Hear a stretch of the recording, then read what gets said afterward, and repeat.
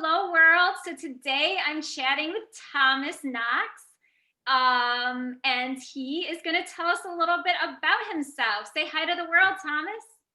Hello, world. What's going on? What's going on? Yeah, what's going on? We're going to chat about self-love. I'm so excited about this. Me So too. thank When you. you asked me to do it, I was really excited to be able to support. And it's always a good time talking about love and especially self love. So Yeah, excited. it's always good too to hear a man's voice too. I feel like you guys have interesting perspectives. So You will definitely have my interesting perspective. So yes. I do agree. Yeah, you're definitely, unique in a awesome way. So let's just jump right into it and tell the world a bit about yourself, your journey to becoming a businessman and a creative, because you're a creative. So Yeah. Yeah. Well, I always try to say that I'm just a regular guy doing cool things that I love to do. But if you have to put a title on it, obviously I'm an entrepreneur. I'm a, as you said, business owner, creative. Um, and I guess a little bit about my journey growing up. I always knew I would do something that brought people together.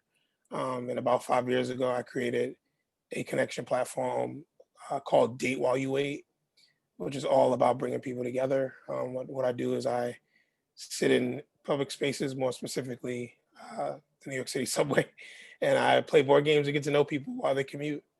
So I've been doing that for 5 years, and we just turned that into a TV series. We've won several awards for the series, which is great. You've been a part of it, so we're happy to have you be a part of it as well. yes, Um, Among that, I have my bow tie company, Be Great Bow Ties, where our whole mission is to be unique in style, and I guess that kind of brings out the creative side of me. And then the last company I have is the Connection Collective, which is all focused on creating initiatives in the education and the event space. So we do a lot of connection initiatives, different events, all around creating human and better human connection. So yeah, I love it. that's some of it. It's so much more, but that's the gist. That's the gist. Yes, I love it. I mean, just the title, Be Great, whether it's in a bow tie or any other way, be great is like a really powerful encouragement. And then you're bringing people together to support them because it can be lonely, even on the subway, right? You're standing there by yourself waiting for your train, and that pushing and shoving and that chaos that can happen at rush hour. Well, maybe not so much right now, but you know, it's nice to have someone to talk to. Yeah, and it's to your point, it's you have the hustle and bustle of the city, but at the same time, even if there wasn't anything happening, a lot of people stick to themselves. They Yeah. don't really interact with other people because let's face it, we're all focused on what's going on in our lives. We're not worried about other people. So, Yeah. I've been blessed to be able to create a space where anybody can just have a connection, a connection conversation and share their stories. And I never thought it would turn into what it is today. So I'm really, really fortunate and grateful for that.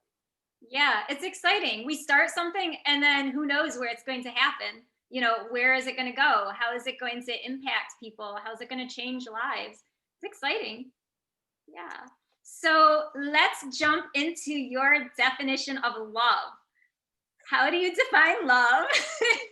And do you see a difference between self love and love, or is it, somehow unified? Oh man, such a loaded question. It is. Uh, I would say it just all depends on. Well, I guess your question is how do you define love? So I'll stick to that because, I define love differently when it comes to looking at it from a romantic standpoint to a Mhm. personal standpoint Yes. to maybe even a professional standpoint, like Yes. loving what you do. So Yes. when I think about love as just the definition, I would say it all has to do with having some type of passion or some type of Mhm. uh, you feel good about what it is that you're caring for. There's care involved. There's care put onto um, a specific thing, and I've Mhm. named those three areas, but they all have the same thing in common, which is some level of care, some level of attention. So when I think about love, I think it's the channel to that, to being able Mhm. uh, being able to elaborate and feel better and push on to those particular things. Yeah, So I hope that makes sense. But it does. I mean, there are different forms of love, right? Like you said, but and it manifests differently. But at the root, the base, like you care for your coworkers, right? There would be a certain level of support you would show them in a professional environment. It's going to come out differently than, a partner, a romantic partner, or even a friendship. But yeah, that care is there that yeah, kind of it's unifies it. yeah, and you summed it up great. But it's even beyond that. I think the care side is one thing, but beyond just caring, there's so much more that goes into it. Right? I used to always say growing up, I used to always tell my parents, I'm like, I'm never gonna tell people I love them because I feel like the word is so overused. Like everybody, I love you, I love you, I love you, I love this about you, I love that about you. So I was like, I'm never gonna use this word because people use it so much. And what I've learned is that love is more than just a word, right? It's your actions, it's what you do, it's how you interact, how you come through if someone's in need, how you put in work when you need to finish a project. Like there's love and care there that it goes without saying. You don't have to say it, your actions show it. And I had to learn that as I got older because I've always looked at it as, oh, this 4 letter word. So yeah. It's that dirty L word. But have you ever thought, this just came to mind, have you ever thought of giving it a new name, like creating a new name? Not specifically. I think I've I've thought of just being and you know me, so I'm more of a person that I'm all about my actions. Mm, So that I always say lead by example, stay the course. So maybe I've created another definition for love in my head, subconsciously, but quite honestly, I just look at it more as my actions are gonna show people how much I care about something, how much I'm invested in it based on the work I put out, and based on the attention and detail I give whatever it is, that person, that project, that opportunity. Um, and that's how I show love. And that's what love looks like for me. So I never thought about creating or using another word, but more or less just being mindful of how I utilize that 4 letter word. yeah, yeah. Um, it's true. So actions in a lot of ways do speak louder than words, right? Because I can say, okay, so I'll give an example. It's maybe like oversimplified, but I can say I love pizza, right? And I do love pizza, especially in New York, right? When it's like baked in one of those coal ovens. But I'm not a big fan of the crust, right? So I don't really eat the crust. I just eat like the bottom cheesy vegetable part, right? And then I throw the crust out. So my action is maybe not saying that I love pizza, right? So I could also tell a person I love you, but I could then treat them like the crust of pizza. So my action and my word is not matching up, right? So our I don't. actions and our words have to match up. Or Yeah, I I lose. don't look at it that way. I guess it's if that's how you look at it, sure. But if you tell me you love pizza and you don't eat the crust, I'm not gonna think you love pizza any less. Yeah, You just don't like the crust. You still love you just did a great job explaining how much you love the other parts of the pizza. So in true. my mind, you still love pizza. I think it's subjective on how we look at people's definition of love, right? So Yeah. I can say I love, like we'll use your example. I can say I love pizza, like pizza's so great, I love it. And then, every time I eat half of it. But to me, that's love. To me, that's eating half of it is maybe more than what I usually eat because if I didn't love it, I would take only a bite. Like it Mm, really like it's subjective to the person. So for you, maybe loving pizza means eating everything besides the crust. To me, it's like no, you need to eat everything for you to love pizza.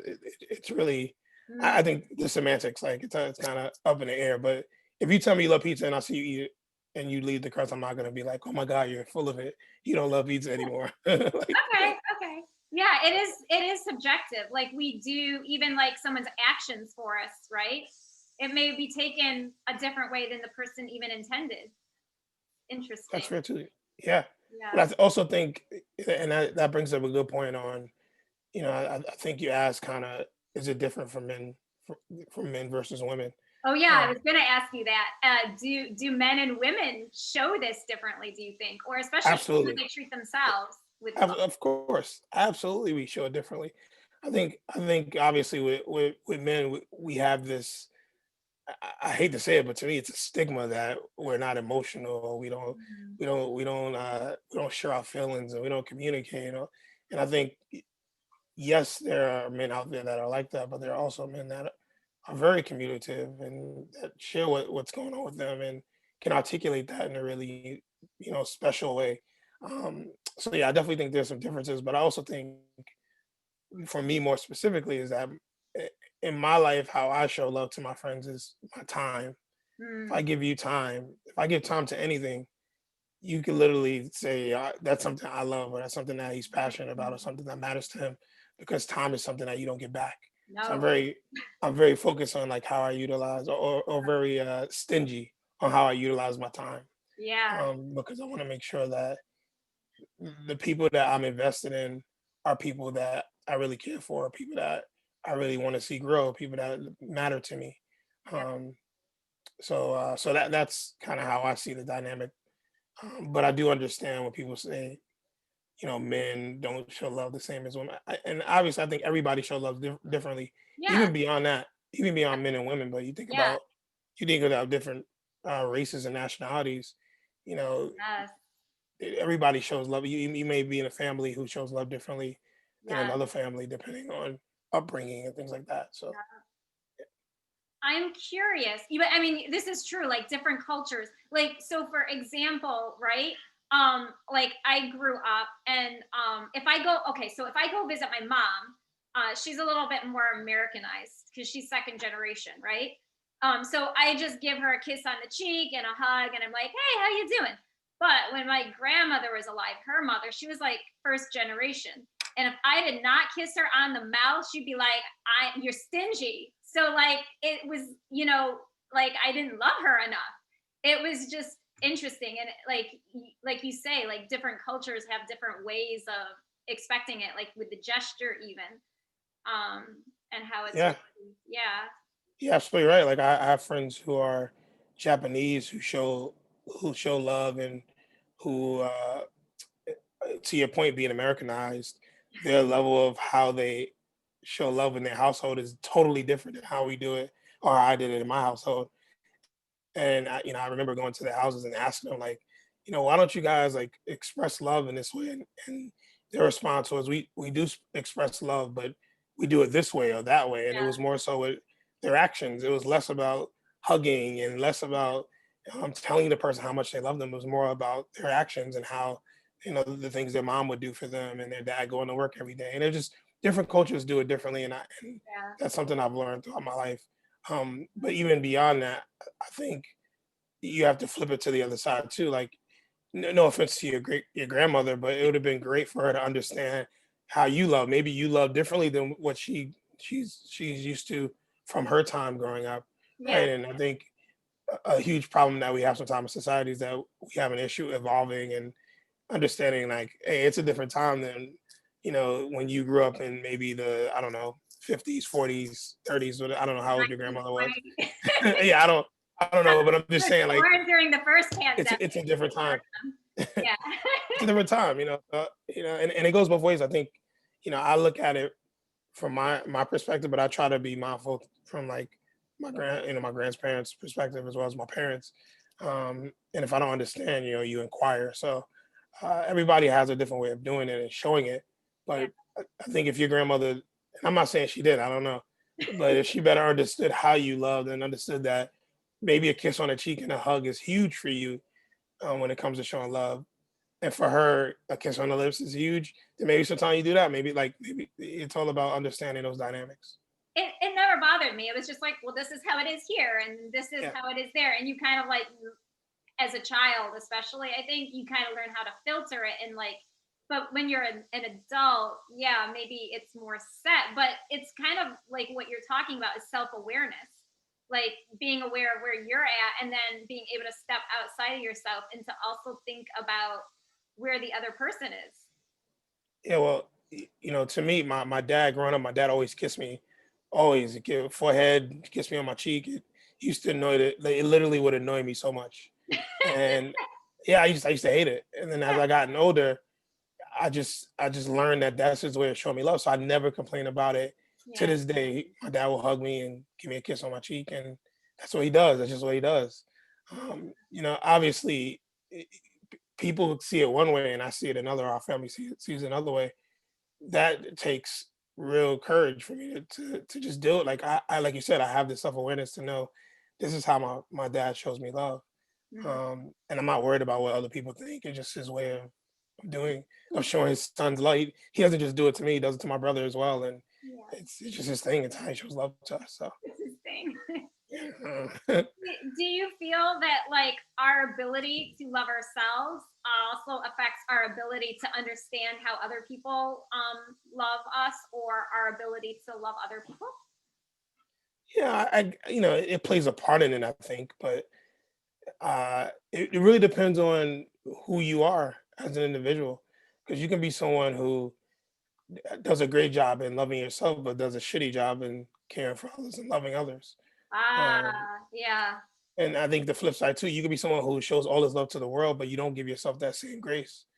So Yeah. yeah, I think it can tie in, but it also can't, like, or it Yeah. doesn't have to. It really kind of depends on you as an individual, and we'll keep flipping back and forth around self awareness, but I think that's a huge point, because if you're self aware, like I'm someone who doesn't show myself grace.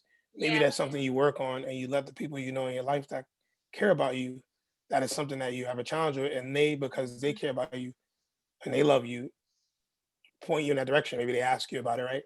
How's the self care going, or what? Have you taken a break, or I think that's how it all ties in. But to answer your question, it can and can't, kind of depends on the person. Almost that sounds like accountability, what you're describing.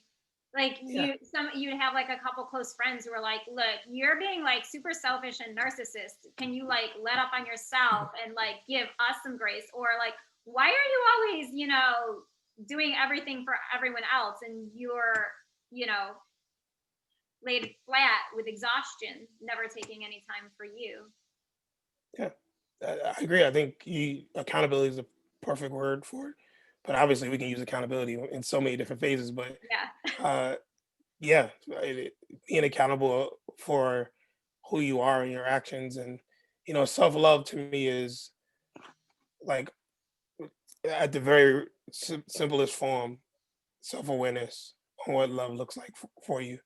It can be you getting up a little later every day because you don't sleep enough, or Mm, like, you just have to figure out what those things are for you. yeah. You may meditate, you may drink more water. What does that look? It doesn't always have to be like, oh, I'm gonna go to the spa today. Oh, I'm Right. gonna get like, that's nice things to do, but you can put in daily habits that will implement self love. Yeah. And I think a lot of us don't do that. A lot of us we may work a month straight. I do it. I'm definitely someone who's done it where I'm working a month straight, and then I may take 2 days off. I may take a trip for 2 days and come back and be like, I gave myself some self love, and it's like, it was just a couple of days. That's a part of it, but there's so Yeah. much more I could be doing on the regular. So I think okay, maybe this wasn't self love. I remember a couple years ago when we first met, you saying how like for your birthday you tend to go away. every year I turn off all my technology. You got a good memory. I turn Yeah. off all my technology, and I usually take a trip to like a cabin, or I go to like a tree house, and I just stay by myself, and I reflect. I reflect on the year prior. I reflect on my upcoming year, and yeah, that's my birthday. Is that like a form of self love or self care for you? Absolutely. Yeah. Yeah. When I was growing up, I'm the oldest of four. I never had like birthday parties or anything like that. And when I got into my never had a birthday party. Ever? I had well, when I turned 21, my dad had a cake and invited some of my friends and my family, but it wasn't really a party. It just was like, hey, he's 21. We cut a cake and we ate the cake. It wasn't really like dancing and music or anything like that. But that's the only time I really had like friends and family over for a celebration. But I've never had like any parties or anything. I've never been that type of person. But as I gotten older in my early 20s, every birthday was a turn up. So, I was sitting in a club or hanging out with 30 of my friends at somebody's bar and, club hopping in New York. That was my birthdays. Yeah. But as I've gotten into my 30s, and I probably say late 20s, 30s, my I spend a lot of my birthdays by myself because I'm always around people. Yeah. That like my business and my personality, I'm just always around people. So for me, it's a time for me just to take a break, take a breather, look at what I've accomplished. Some every now and then I might include like my brother, one of my brothers with me or something, but it's very, very, very rare or like half the day type thing. Like it's usually I'm by myself, and I'm not trying to avoid anybody. I'm not trying to Right. disappear. It's literally just for me to reflect, to be like, "Hey, man, this is what you did, and this is what you should be proud of, and here are some opportunities, and so on." So yeah, Yeah. Well, alone time is never personal. It's for you. Yeah, it's always or people for take it personal. whoever it happens to be. Yeah. Yeah, people take it personal. I'm always accessible. So you send me an email, you text me, you send me a message. I'm gonna get back to you no later than 24 hours. But on my birthday, Nope. you may not hear from me for a couple of days because I get hundreds of messages, and then I'm just like, I gotta answer every person. And the day itself, I just want to be focused on Yeah. being in my sanctuary of my mind, doing what I need to do. So Yeah. So, what do you think the connection is, or do you even think there's a connection between self love and beauty? yeah, Or you it's, can say no. it's, This is you can definitely say no. it's not It well, doesn't no, it's not so much hurt a to no. love. It's just how deep it is, right? Mm, Yes, there is a connection between self-love and beauty, um, but it also depends on how we define beauty. Like, are we defining beauty as yeah. something that is visual? Are we? Is it something that is how you feel? Do you feel beauty? Like, it all depends on how it's defined. I think, but Yeah. yeah, self-love definitely ties into beauty. Yeah. So, you know what I want to kind of focus on is like the unseen, because I think the seen is obvious, right? But the unseen is sometimes not as obvious, or maybe it's obvious in someone's actions.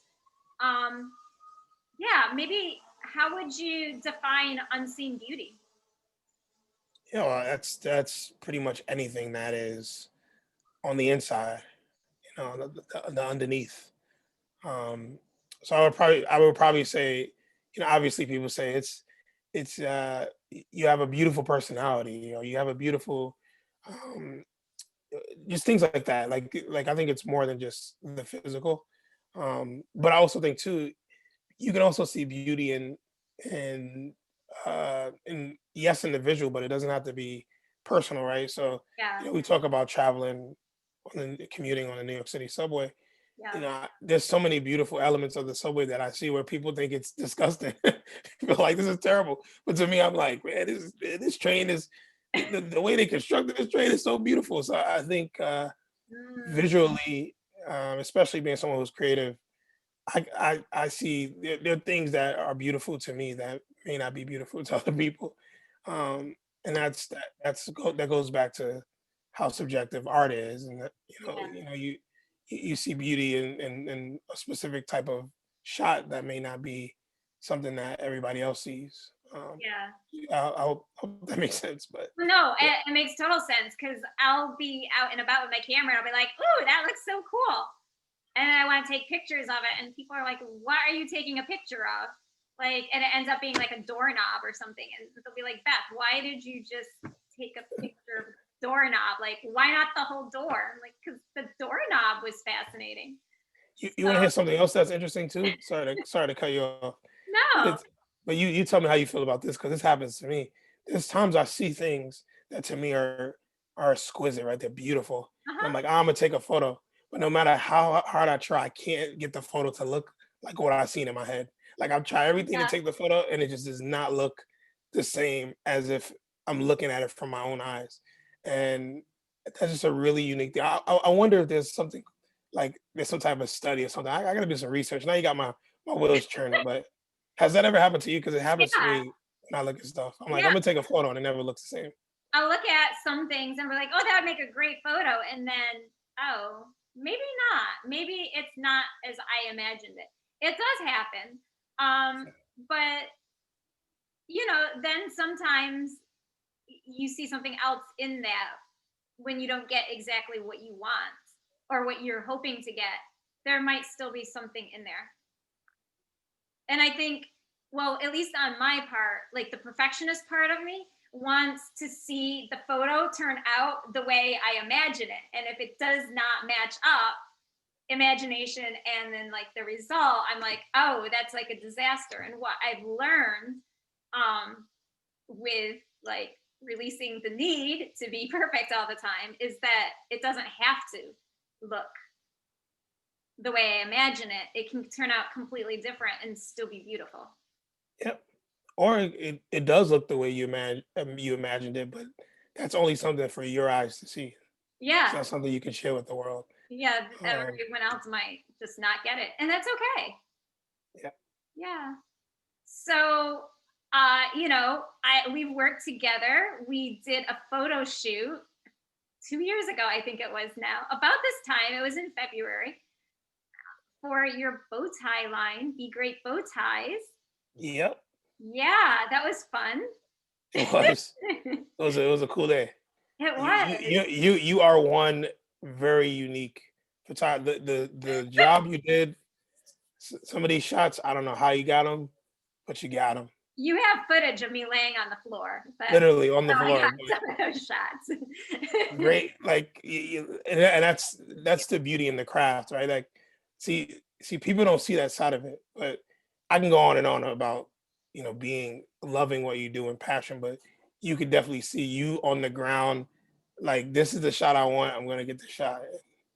Yeah, shots turned out great. It was fun. I loved working with you, but I want to focus on helping others with getting ready for their photo shoots. What are some tips, either styling or it doesn't even have to be styling, it could be like photo shoot preparation. Do you have any tips for me? Absolutely not. I would say show up on time. Uh, I That's a don't know. huge tip. No, Yeah, Tom, so I got. show up on time. You don't Yeah, understand. That is a huge tip. so I got. I think for me, I I don't have any style, and I get so much praise for my look, but I literally just don't. If I feel like something looks good, I'm gonna wear it. It may be the most outlandish thing. It may be the most colorful. It may look weird. I don't care. If I feel good in it, that's just how I roll. And I think if you're someone who is trying to discover what your style is and who you are, the best way to find that out is to go try on different things, try different looks. Yeah. I know for me, even with the guy we shot with, which was one of my friends, Aaron, he's exactly the same. Hit up a thrift store, spend like $25, get yourself 5 6 pieces, and try them out. And if they don't work out, sell them back to the thrift store or Yeah. give them away. Like, the problem is we spend so much time investing on things that we don't really want and not investing in Mhm. the things that we need, right? If you need because I hear sometimes people say clothing doesn't make me feel good or you shouldn't feel good with what you wear, and it's like I totally disagree. I You think shouldn't feel good with what you wear. I'm sorry. yeah, like not so much you shouldn't feel good, but your clothing shouldn't define you. What you wear should define you. Oh, okay. Let me rephrase that. What you wear should define you. And I disagree. I think if I walk into a school and I do workshops and events, I walk into a school and I'm wearing a hoodie and some sweats, and that's cool. It's cool if you do that, if that works for you. But me personally, I wouldn't feel comfortable walking into a school telling young people to be great, and I'm in a hoodie and sweatpants, and that's fine for some people. Some people have that Yeah. type of brand and type of personality. Me, I feel like I gotta have on a dope bow tie, and I have to be dressed not specifically to impress, but I have to be dressed to stand out for who I am, for who I Mhm. represent. It has nothing to do with more so the students, but it has to do with how I want to be perceived, and I would like to be perceived in a professional manner in that space. So everybody has their own way of doing things, but I would say those people are comfortable because they've identified that that's something they're comfortable with. Yeah. and they had to do that through trial and error. So, Yeah. go to a thrift store, spend $25. If you buy 5 pairs of sweatpants, cool. Go home, try it on. If that's your thing, hey, I'm a bow tie, Well, yeah. fedora guy. That's usually what you'll see me in. Uh, so that's what I would say for a photo shoot. If you're the one getting in the photo shoot, you're the one being photographed. Figure out your style, figure out who you are. Mm, Um, you hear it from me all the time. I hate taking pictures. I Not know my thing. you hit People right. always trying to get me to take photos. I'm like, nah. It takes a lot for me to get behind or get in front of the camera, but I like to be behind the scenes. Mm, But it's something that I'm growing out of. But I just taking photos is not my thing, and I've taken thousands of them. yeah. But it's not because I want to. It's more because the brand calls for it, or I'm doing something with someone like yourself, and it's things opportunities come around that if I don't get in front of the camera, I won't have those opportunities. So Yeah. that's why that's why I take some photos. But usually I try to be behind the camera. Yeah. I like what you said about just getting 5 items at a thrift store and trying them out. There's kind of like that's fun. Yeah, Style and preparation, it should be fun. It should not be something that's miserable. Because it then you're was gonna for me. show up on a shoot miserable. It was for me. It took me a long time to find my style. Like I literally hated going to stores. Like hated it. I hated going shopping. I walk into a store, I know exactly what I'm gonna get. Like I'll research it online, and as soon as I walk in, I beeline right to I'm gonna get, walk out. And as I've gotten older, I've been more open to just being funky, man. I've been able to identify myself Mm, um, through just I know I like designs, I like mm, flair.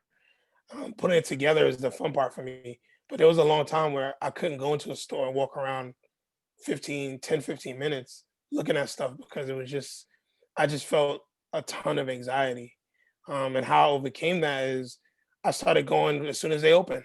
That was like something that I felt like that makes if I go as soon as they open, they're not gonna have a huge crowd. So yeah. that was something that I got used to.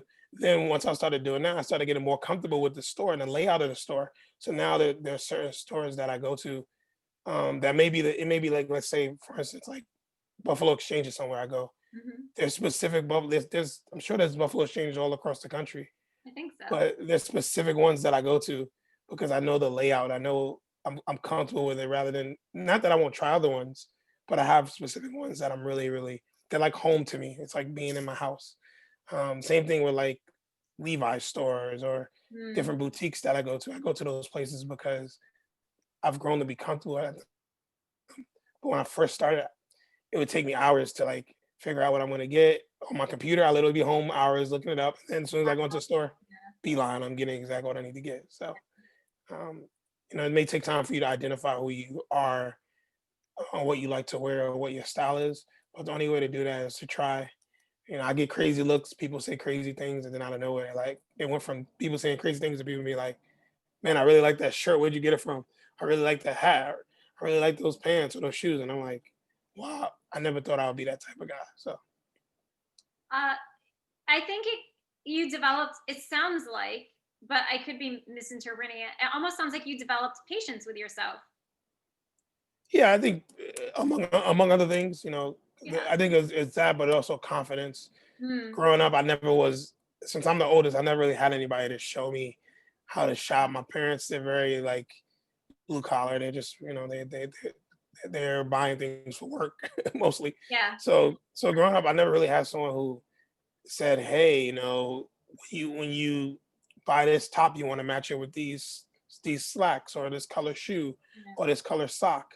I never really had that. It was more or less trial and error, and I'm willing to bet even if you see me now, like every time you see me, I have something that stands out. But usually it's because I'm bold like that. That's just how I've gained this boldness and this confidence. Yeah. But it wasn't something I had in my early years. I was like everybody else. I was wearing Jordans and Jordans and the baggy clothes. If you see early photos of me out of high school, you'd be like, I don't remember you being that way. Like, when did this change? When did you transition to the sky? Yeah. just who I was. So yeah, Yeah. That's cool. I mean, it's life. It's about developing and changing and awesome. So, why don't you tell the world how they can find you and how they can connect with you? sure. Yeah, they just come to the New York City subway. No, I don't do that. I Where? It's COVID pretty COVID big. COVID slowed me down, so I haven't Yeah. been in the subway. But the best way to find me is on social media. So you can follow me on have my my personal brand page is under the connection curator. So Mhm. exactly how it sounds and spelled, the connection curator. But if you want to be involved with some of the other projects I have, I have B grade bow ties, Mhm. also exactly how it sounds and spelled. So it's BE great. A lot of people think it's the letter B in great, but it's the word B in great. So B great bow ties. Date While You Wait Yep. is the TV series and what I do in the subway, so you can stay up to that. And then the Connection Collective um, also is another way to see what I'm working on and be a part of some of the projects that I'm doing. And all these have Instagrams and Facebooks. I don't do Twitters. I don't tweet. I think birds tweet, so I haven't been a Twitter guy. Twitter's exhausting. I can't keep up with it. I So try. It's like, forget it. yeah, I don't like character limits, and I'm just on this birds tweet. I always said that, and my friends they don't find it funny, but I think it's hilarious. My best So, friend's husband says the exact same thing. I've heard him say. Well, I don't know if he still does, but I've heard him say it in the past. yeah, Twitter is not for me, but Instagram, Facebook. I'm actually getting into Clubhouse. That's the new wave, so I'll be doing some stuff on there. So if you look me up, I'm under Thomas C. Knox. Okay, So I'll be doing some stuff on Clubhouse, but primarily Facebook, Instagram are my go-tos. cool. And is there anything that you would like to share before we end? I just wanted to, thank you for the opportunity. I love what you're doing, and I'm definitely inspired. And for the time that I've known you, you've always been a go-getter. You always put in work, so it's an honor to be able to support. Oh, thank you. You've always been super supportive as well. So I'm glad we met at the I think it was the Culture Collective you were vending I, through. I've done so many different things. I We, know. we met somewhere It dope. was at a Those were haunted dope, pop-up. Yeah. So yeah, awesome. Well, thank you so much for joining us. I really appreciate your time. Yeah, of course. thank you. All right.